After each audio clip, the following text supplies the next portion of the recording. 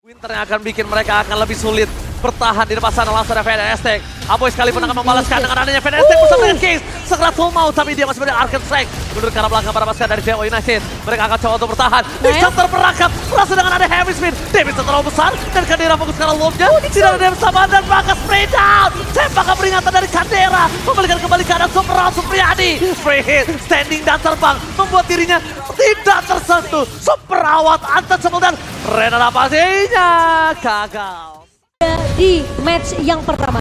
Oke, kali ini game kedua Dewa harus bisa dapatkan karena kalau tidak Geek Farm akan lebih perkasa dengan match point yang mereka miliki. Dan tidak ada kesempatan untuk melaju ke babak selanjutnya kalau hari ini mereka tumbang. Jadi ingat, ini adalah match yang sangat penting. Apakah game kedua didapatkan Dewa dengan jati diri mereka atau Geek Farm akan mematahkannya? So, EPL Playoff kita tepuk tangannya! Let's go! Kata the lane of time. Game pertama yang begitu sempurna untuk Geek Farm. Apakah akan kita lihat lagi di game kedua? Atau Dewa dengan hero power mereka yang akan membuktikan bahwa mereka adalah sang Dewa di MPL Indonesia Season 12 kali ini. Early rotation yang menarik. XP mid lane yang kali ini akan membuktikan kalau nantinya clear wave mereka harus secepat mungkin dengan rotasi yang setara dan Aboy menerima pokingan damage yang sangat tinggi yang artinya berarti Dewa United Esports akan memenangkan rotasi early game menuju ke early to Wanderer. Tapi kalau dari segi emblem kita ngelihat ada 2 Quantum Charge yang dibawakan. Ya, dari masing-masing tim, Lanaya, Quantum Charge, Watt juga Quantum Charge. The Wilderness Blessing juga tapi tidak melupakan bahwa Wilderness Blessing-nya akan dipadukan dengan Wings by Wings. Case, ini bakal terbang cepet banget si Momo. Dan masalahnya sekarang, Tako juga dalam terlalu agresif ya. Belum dapetin level 4 ya. Mungkin hanya menzoning saja dan Case, sepertinya udah mulai bermain lebih galak di game kedua kali ini, Be. Oke, kita lihat secara top lane Kadera mau coba dipaksa. Clearman akan coba terjadi. Dan Kadera mau nggak mau harus kehilangan gerobaknya. Super awat kali ini mendominasi di arah gold lane-nya. Meskipun begitu Dewa United mereka masih memegang permainan di early. Tapi belum bisa mendapatkan poin. Masalahnya Geek Farm sekarang mereka udah mulai ngebaca nih. Pemain-pemain dari Dewa mereka udah mulai setidaknya berani untuk ngeberi poke damage. Mungkin tidak terlalu overcommit. Tapi setidaknya itu bisa menyulitkan posisi dari Aboy kalau sampai nanti dia terlihat low dan di follow up oleh Dewa lainnya. Lagi dan lagi, Kadera menjadi pusat perhatian dari teman-teman Dewa United Esports ketika mereka berusaha untuk melakukan serangan early game yang kejam. Iya, dan ini karakter mereka sebenarnya. Iya, aku merasa ya, Dewa ini mereka biarin aja waktunya untuk main lebih. Fight mereka. Lagi-lagi look yang jadi problem, yang jadi masalah. Tiba-tiba. Out of nowhere mereka berhasil menukarkan semua yang mungkin bisa kita bilang tadi kekalahan tim fight di tangan Dewa equal.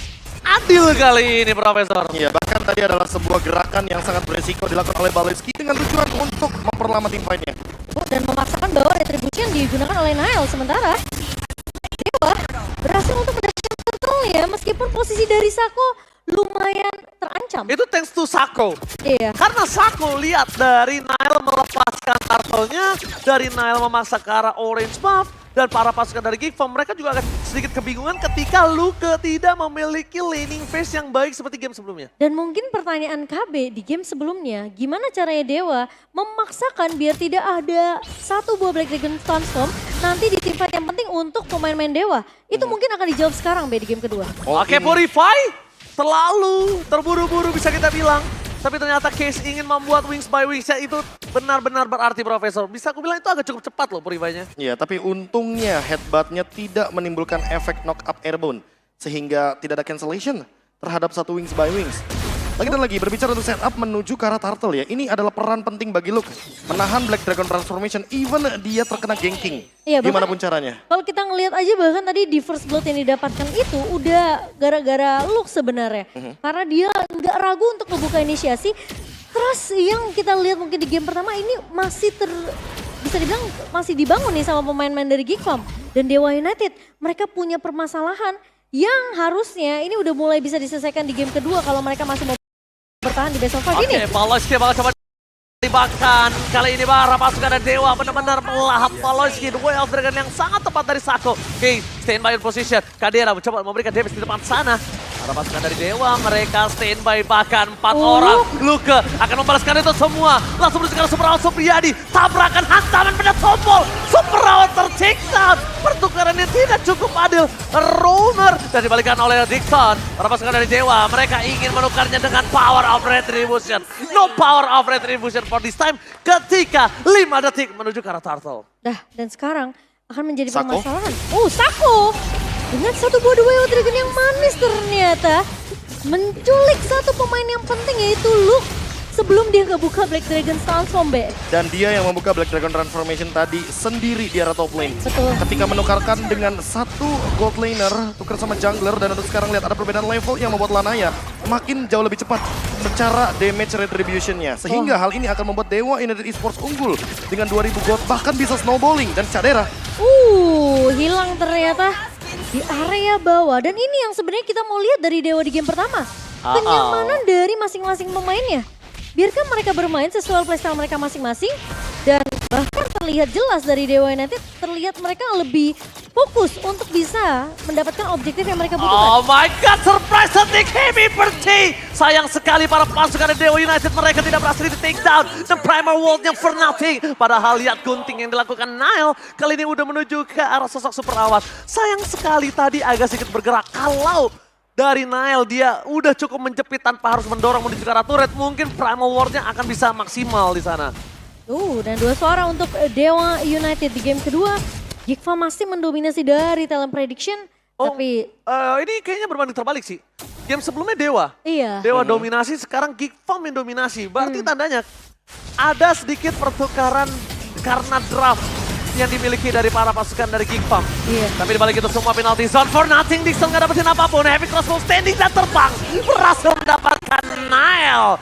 Awat Supriyadi ngeng. Standing dan terbangnya sangat tidak bisa dibendung. Iya, itu follow up yang sudah mulai dilakukan oleh pemain-pemain dari Dewa ketika mereka tahu satu buah inisiasi dibuka sama Dixon, dia nggak dapetin siapapun, mereka harus tetap ngebuka. Karena mereka udah jump in ke dalam situ, Be. Dan mau nggak mau harus ada resource yang dikeluarkan untuk bisa setidaknya mempanis satu pemain dari Gigfam. Dan kalau dari yang aku lihat ya, Wilderness Blessing ini membuat Sako jadi jauh lebih fleksibel di area jungle. Invasi yang dia lakukan seolah membuat Dewa United Esports punya mata di area jungle. Dan Sako ready dengan flickernya. 302 KDA yang begitu indah terlihat dari Choromer. Dan sekarang dengan melakukan zoning out aja udah cukup untuk memberikan pressure kepada sosok dari Nile. Ini dia. Tapi ini dia Momo-chan, di mana Dewa United Esports dengan adanya 4.000 gold difference. Mereka memiliki kepedean yang sangat tinggi untuk bisa melakukan perfect turtle. Dixon telah menunjukkan batang hidungnya. Turtle yang ke-reset kayaknya agak cukup mubazir kalau bisa aku bilang. Kenapa? Karena ini posisinya dipegang sama Dewa United. Ketika dia tahu di arah top lane itu ada Cadera. Tapi dibalik itu semua lihat standing dan terbang Heavy Crossbow-nya for nothing. Follow escape, masih Kemi, the wild tag telah dikeluarkan bersama dengan Skis. Tapi ke arah yang salah, walaupun begitu. Superawat Supriyadi berhasil mendapatkan Cadera plus Turtle di tangan Dewa United, perfect Turtle untuk Dewa United. Wah, apakah terlalu cepat, Be? Ngebuang flicker di saat Sako masih punya flicker juga? Oh, kayaknya menurut aku adalah timing yang tepat tadi. Hanya saja mungkin Sakonya dengan knock up yang cukup lambat. Dixon! Ternyata penalty zone yang belum bisa di-following up dan bahkan bisa memakan Dixon di depan sana. Damage tidak terlalu cukup membuat buying time yang terjadi. Menuju ke arah backline dari Luka. Mundur ke arah belakang Superawat jadi pilihan utama Luka. Gagal untuk mendapat Superawat dan lihat lifestyle-nya. Kali ini masih membuat Luka bertahan. Meskipun begitu, duel Dragon from Naida. Adalah Pati from Cadera. Berhasil mendapatkan sosok dari Sako. Shutdown from terjadi kali ini. Wow, dibalikan keadaannya di team fight mid yang cukup chaos, Be. Chaos banget. Di atas menit yang ke-7, team fight di area mid lane 5 lawan 5 dalam keadaan. Kita melihat Dixon sudah terlalu dive in. Dan walaupun ada sedikit agar turret tadi dari Sako, dia yang benar-benar makan semua damage dari turretnya. Hanya saja Dixon sudah menelan banyak damage dari lini depan. 4 detik heavy spin membuat Nile jadi bisa mengunci siapapun dari kubu Dewa United Esports. 2 Purify pun tidak menjadi penyelamat sih, Momo. Udah ngeledek, kejetot lagi Nile. Dan bahkan Dewa juga nggak bisa menyentuh tadi ke arah Cadera sendiri. Kelihatan Watt memang terlalu berfokus untuk numbangin lini depan dari Gigfam. Oke, game fake di mana Lanaya dengan tamusnya itu memiliki win rate yang cukup tinggi dengan 12 kali pick, Momo-chan. Wah, ini yang tadi mungkin sempat dibawakan sama tim MDL sendiri yang dimana kita tahu Lanaya dengan Tamusnya ini cukup populer. Tapi ternyata kita melihat Tamus di MPL kali ini agak sedikit mungkin belum bisa dapetin momentumnya ya. Dan Oke. Sako harus berhati-hati. Sako berhati-hati atau Sako yang bakal membuat Geekfam ketar-ketir. Nah ya lumayan ketar-ketir sih sebenarnya. Karena melihat kiting yang dilakukan sama Sako sendiri ya. Ini cukup diwaspadai juga oleh pemain-pemain dari Geekfam. Tapi ingat damage dari Aboy ini juga udah mulai berasa. Dengan efek Terrified lagi-lagi dari seorang Aboy. Membuat Sako tentunya agak sedikit kesulitan. Oh, Great Dragon Spear menjadi pilihan juga bagi Suprawa Supriyadi dengan tujuan agar movement speednya jauh-jauh lebih tinggi dan ini dia targetnya. Dia mau main front to back, Aboy sudah 40% di bawah darahnya. Alright, Flicker di-trigger begitu saja. Follow skin of Flicker for this time. Dewa United Esports langsung bakal coba dihantam dengan ada Black Dragon Transform. Hantaman pada tumbul dan teringat bakal Kadera Seketi berhasil mendapatkan lot. Duel Dragon telah dikeluarkan, Kadera masih bisa selamat. Mundur ke arah belakang, para pasukan dari Dewa United gagal dan lihat standing dan terbang. Suprawa Supriyadi versus everybody berhasil mencoba untuk mendapatkan Nile di depan sana dan Renner Apatinya tidak terlalu berarti karena dengan adanya life steal yang tinggi membuat Awan standby di area bottom lane. Lagi-lagi Kadera berhasil untuk mengamankan Lord yang pertama untuk Geekfam. Dan untungnya Watt mendapatkan kompensasi tersebut, Be. Dia tumbangin Nile, dia tumbangin pemain-pemain yang mungkin nggak kelihatan. Tapi Aboy! Standing dan terbang, Suprawa Supriyadi. Heavy crossbow-nya sangat sakit, tapi lihat Luke di depan sana. Harus menunduk ke belakang. Oh my god, what happened? What happened? Oke, agak sedikit. Yang terjadi adalah sebuah Lord yang sedang coba untuk di-engage oleh teman-teman dari Dewa. Coba di-clear secepat mungkin. Dan dengan satu gerakan dari Soul Grip, ternyata Luke mencoba untuk menggapai lini depan, namun sepertinya belum ada target yang begitu optimal. Lanaya melakukan zoning out dan Watt masih di belakang sana dengan bebasnya. Tidak ada life steal juga yang bisa dicuri sama Luke dan mungkin yang ada harus diperhatikan di sini ketika mereka udah mau coba disengage tapi dengan adanya gerakan yang dipaksakan menuju ke arah backline itu cukup mengerikan terhadap Dewa United. Dan untungnya Awat punya posisi free Profesor di sana. Dia ngeflank, dia heavy crossbow, dia benar-benar langsung bisa ngedeal damage ke arah belakang. Itu posisi konsil dibuka loh. Konsil dibuka, itu jadi tidak terdeteksi. Menurutku ada satu movement, dua bahkan movement yang tadi sempat terlihat di kamera, namun tidak menyelamatkan Cak Dera. Yang pertama headbutt dan yang kedua adalah onward Baleski dan Nile. Yang dimana ketika ada The Way of Dragon tadi di follow up oleh Sako, The Way of Dragon kedua itu kan bisa di cancel sebenarnya. Cak Dera sudah mengeluarkan flickernya dan hal tersebut yang membuat Cak Dera sepertinya tidak bisa untuk melakukan escape mechanism karena lock dari The Way of Dragon keduanya nggak bisa di cancel oleh siapapun. Tapi onward dan juga headbuttnya sudah digunakan sehingga hal tersebut tidak meng-cancel Sako dengan The Way of Dragon. Itu yang pertama. Yang kedua adalah bagaimana zoning out dari Feather Art Strike yang begitu luas adanya. Artillery high ground yang begitu mengerikan dari Farsha ya kita mungkin cukup setuju. Give Farsha ya areanya masih 50-50. Tapi untuk sekarang karena hanya ada Farsha di sana, ini membuat teritorial dari Dewa United Esports kalau team fight di area yang sempit ini jauh lebih diuntungkan. Iya, mereka lebih nyaman dengan high ground mereka yang mereka punya dan kita ngeliat juga sebenarnya dengan area wave effect yang begitu besar, efek sisi yang dimiliki oleh seorang Kay sendiri membuat space yang banyak sebenarnya untuk Watt sendiri. Jadi Case ya satu pemain yang emang benar-benar dari tadi tuh jadi supporting teritorial. Bahkan Momochan punya data yang cukup kuat juga di sini di mana dia membuat Case ini memiliki power memang di arah high ground-nya. Aku setuju banget. Jadi dia bisa dapat mengeluarkan semua damage-nya satu persatu Feather Strike-nya langsung menghantam dengan burst. Berarti akan ada dua metode yang hanya bisa dilakukan oleh teman-teman dari Geekfam, yaitu adalah melakukan copycat. Oke, Marshall Fandi akan memimpin kita kembali ke dalam lane knockdown. Let's go! Melanjutkan pertempuran tentunya dari kedua belah tim. Dan Nile, lagi-lagi ini Feather Strike yang menjadi peranan penting nih, Be. Kuncinya bahkan, Case sebagai kunci. Dan apakah nanti akan ada IMU dengan satu Feather Airstrike sehingga Aboy bisa combo dengan Feather Airstrike precise skill plus Renner Apathy. Masalahnya itu akan jadi PR untuk Aboy sendiri. Bisakah dia menggapai ke arah Case? Memang burung Farsha ini bermasalah di tangan Case ya. Sungguh dapat mematok dengan damage yang maksimal ya Momochan. Dipatok ya? Yoi kan burung memang bagaimana matok. tidak, di sini ada Divine Glaive on the way mungkin menuju ke arah Holy Crystal. Dan bahkan dengan posisi seperti ini, walaupun menunjukkan Winter Truncheon, aku lebih setuju. Biar case-nya dengan Purify-nya itu bisa digunakan ketika ingin melakukan sebuah gerakan lain. Dan ini dia Lord Advantage yang minus dari segi gold. 2400 karena Baloyski dan Nile yang tumbang seketika pasca Lord tadi hadir di Land of Dawn. Dan kalau tadi KB ngomongin masalah Holy Crystal yang akan dibikin oleh Case, ini posisi dari Nile belum ada Athena Shield. Nah itu dia tuh. Jadi ketika terkena satu hujan damage dari Case, wah itu nangis banget pandanya. Makanya, apakah Aboy akan mengambil hal yang serupa? IMU dengan Feather Air Strike. Masalahnya dia belum bisa untuk ngeraih ke posisi Case nih, Be.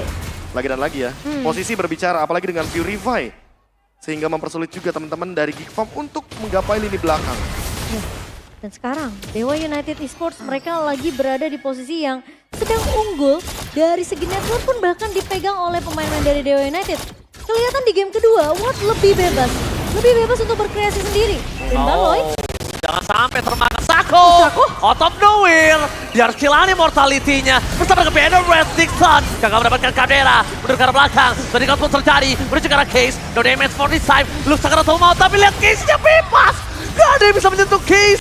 Di depan sana Kadera bahkan membuat para pasukan dari Dewa United langsung tidak membiarkan Geek Farm menolong Nile yang ditelan di dalam lautan Dewa United Esports. terlalu mengambil resiko sebenarnya dari Sako untuk bisa mengincar ke arah Kadera. Tapi itu menjadi bait yang mahal untuk pemain-pemain Geek Farm. Ya, pemicu untuk flicker dari Cadera juga. Dan Itu untuk dia. posisi sekarang, Sako belum keluar untuk flickernya. Kalau ngomongin pemicu iya betul, tapi aku melihatnya Luke-nya terlalu fokus dengan yang lain. Luke ini tugasnya menuju ke arah Case.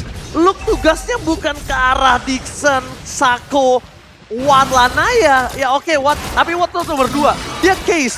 Nah ketika Case-nya bebas, ini udah ada bukti dia berapa kali bebas dan Tidak para tersentuh. pasukan Geek Farm, mereka selalu kalah selama Case burungnya masih bebas. Makanya apakah ini waktu yang tepat, timing yang tepat untuk melakukan IMU Tapi terhadap Feather Air Strike? Aku sekarang mikirnya Geek Farm mereka harus menjalankan duo targeting mereka.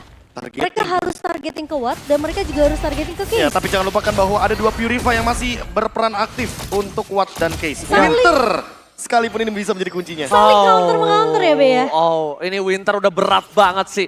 Winter yang akan bikin mereka akan lebih sulit bertahan di depan sana langsung ada Feather Aztec. Aboy sekalipun akan membalaskan dengan adanya Feather Aztec bersama dengan Case. Segera full mau, tapi dia masih berdiri Arcane Strike. Mundur ke arah belakang para pasukan dari Dewa United. Mereka akan coba untuk bertahan. Dixon terperangkap, langsung dengan ada Heavy Spin. Damage terlalu besar, dan Kadera fokus ke arah lob-nya. Tidak ada damage tambahan dan bahkan spray down. Tembakan peringatan dari Kadera. Membalikan kembali keadaan Super Supriyadi. Free hit, standing dan terbang. Membuat dirinya tidak tersentuh. Super awat untouchable dan regenerasinya gagal. Sayang sekali dan Well Dragon menuju ke arah Kadera. Mundur ke arah belakang. Lawan following damage. Dan Aboy termakan oleh Case. Ini bencana. Bester bukan sangat bebas dan wipe out dibalikan kembali keadaannya. Dewa United berhasil membalaskan dendam dari game yang pertama. Draft pick yang benar-benar kuat banget untuk Dewa United.